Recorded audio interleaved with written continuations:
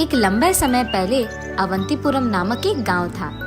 उसमें अंकैया और सुब्बैया नामक दो व्यक्ति अगल बगल वाले घरों में रहते थे। उन दोनों में से अंकैया बहुत अमीर था। वो फसल का व्यापार और मिठाई का व्यापार करता था। सुब्बैया हर रोज के वेतन का काम करता था। अंकैया के घर के ठीक बगल में एक छोटी घर में रहता था। अंकैया को उसके अमीर घर के बगल में सुब्बैया एक गरीब घर में रहना पसंद नहीं आता था। उसको ऐसा एहसास होता था कि उसके वजह से उसकी घर की सुंदरता घट रही है। वो हमेशा यही सोचता था कि मौका मिलने पर वो सुब्बैया का घर हासिल करके उसे वहाँ से भेज देगा।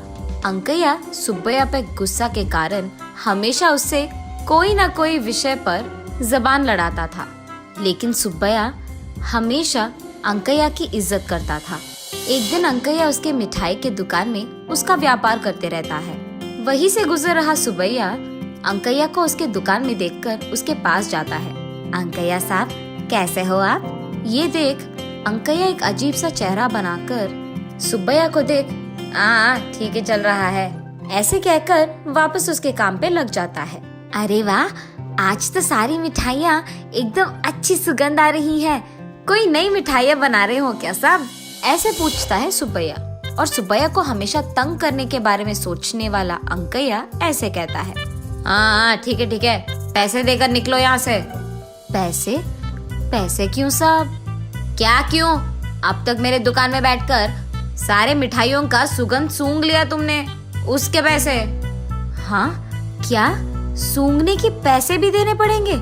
ये कहा कि नाइंसाफी है साहब। इंसाफ नाइंसाफी के बारे में बात मत करो, पहले पैसे देकर यहाँ से निकलो, ऐसे कहता है अंकैया।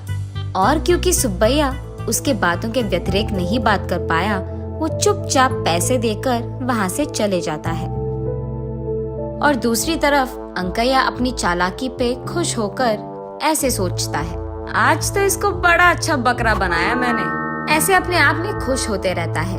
कुछ दिन बाद एक दिन अवंतीपुरम पूरा ऊंची तापमान से जल रहा था और अंकैया उसके बंगला के बाहर बरामदे में ठंडी हवा के लिए इधर उधर चलते रहता है।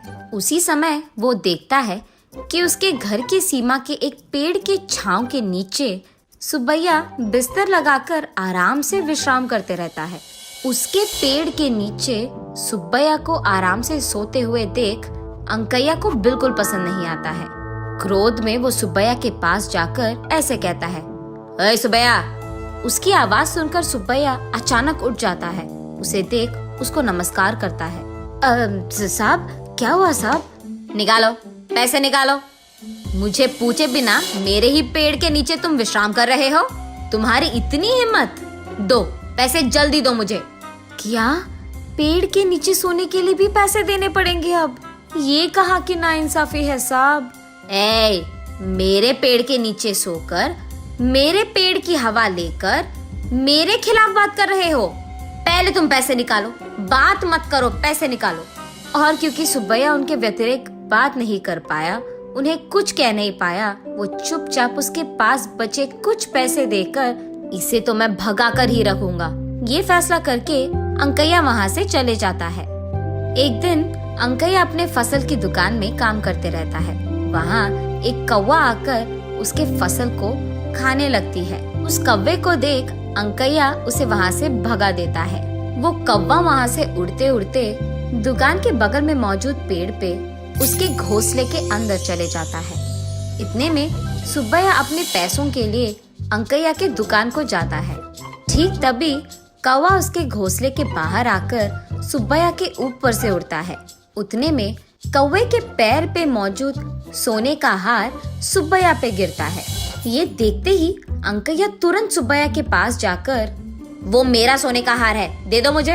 ये क्या साहब, आपके आंखों के सामने ये कौवे ने सोने का हार मुझ पर गिराया, तो ये मेरा होगा ना। इस बार सुब्बैया फैसला करता है कि वो ये सोने का हार अंकैया को नहीं देगा। वो कौवा अभी अभी मेरे दुकान में फसल खा के गया है, इसीलिए वो मेरा है।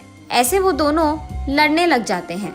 उन दोनों को लड़ते देख गांव का सरपंच वहां आकर पूछते हैं कि हुआ क्या।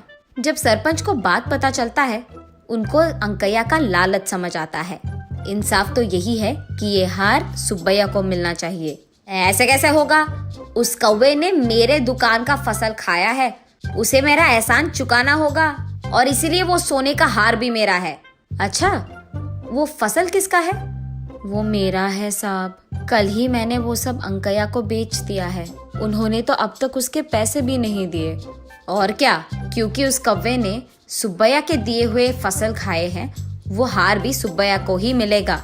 ऐसे नहीं चलेगा, वो सारा फसल मेरे दुकान में था, इसलिए वो मेरे ही होंगे। तब सरपंच सोचता है कि अंकैया को सबक सिखाना पड़ेगा। ठीक है, वो हार तुम्हें ही मिलेगा, लेकिन उससे पहले सुब्बैया को जो पैसे तुम्हें लौटाने थे वो दे दो। ये सुनकर अंकैया अंदर ही अंदर बहुत खुश हो जाता है। इतना ही है ना, अभी दे दूंगा। वो सुब्बैया को उसके पैसे दे देता है और क्योंकि सरपंच के बातों को वो ठुकरा नहीं पाया, सुब्बैया वो पैसे लेकर अंकैया को वो हार देने ही वाला था कि सरपंच कहता है, रुको सुब्बैया रुको। ऐसे कहकर अंकैया से, हाँ अंकैया, आधे पैसे दे रहे हो, पूरा तो दे दो। अरे मैंने देखकर ही दिया सरपंच साहब, उसके फसल के इतने ही पैसे हैं। ऐसे कैसे होगा? उसके पैसे दिए बिना उसके फसल को एक पूरा दिन तुमने अपने दुकान में रखा है, अब उसका किराया भी तो देना पड़ेगा। ऐसे कहता है सरपंच। सरपंच की बातें सुनकर वो ऐसे सोचता है, हाँ ठीक है, अब सोने का हार तो मेरा ही होगा ना। ठीक है, मैं बाकी पैसे भी लौटा दूंगा। फसल के सारे पैसे फिर से चुकाता है अंकैया। यहाँ सुब्बैया खुश होता है कि सरपंच ने उसका इंसाफ किया है और वो सोने का हार वो अंकैया को देने ही वाला था कि सरपंच फिर से, रुको सुब्बैया रुको, अंकैया की ओर देखते हुए, अंकैया, सुब्बैया के फसल यहाँ रहने के कारण ही ना वो कौवा यहाँ आकर फसल खाया और इसी तरफ जाते जाते उसने उस हार को सुब्बैया पे गिरा दिया, इसीलिए इसके कारण तुम्हें और कुछ पैसे सुब्बैया को देना होगा। अब तक मैंने उसको ऑलरेडी दुगने पैसे दिए हैं, ये तो बहुत नाइंसाफ है। अच्छा, अगर एक कौवा तुम्हारे दुकान में फसल खाने के कारण वो हार तुम्हारे हासिल होना इंसाफ ही है, तो ये भी इंसाफ है। एक सोने के हार के सामने ये सारी तो छोटी चीजें हैं। ये सोचकर अंकैया कहता है, थोड़ा और पैसे सुब्बैया को देता है। खुशी से वो सारा पैसे लेकर सुब्बैया सरपंच की शुक्रिया अदा करके वो सोने का हार अंकैया को देकर दोनों अपने अपने रास्ते चले जाते हैं। अगले दिन सुबह पुलिस अंकैया के दुकान आकर, तुमको जो सोने का हार कल मिला है वो हमारे गांव के जमींदार की बीवी का है, इसलिए उसे हमें वापस कर दो, ऐसे पूछते हैं। ये सुनकर अंकैया कहता है, जाओ साहब, वो मेरा हार है, वो मैं बहुत पैसे देकर खरीदा हूँ, ऐसे कहता है। तब पुलिस, हमारे पास इसके सबूत है, आपका ऐसे झूठ कहना बहुत नाइंसाफ है। ये कहकर अंकैया को बेड़ियां लगाकर वहां से पुलिस स्टेशन ले जाते हैं। तो इस कहानी का नैतिक क्या है? अंकैया के लालच के कारण उसके पैसे भी गए और हार भी, उसका इज्जत भी गया। जेल जाकर उसे जेल में रहना पड़ गया। आशा एक आदमी को जितना ऊपर लेता है, लालच उतना ही उसे नीचे गिराता है।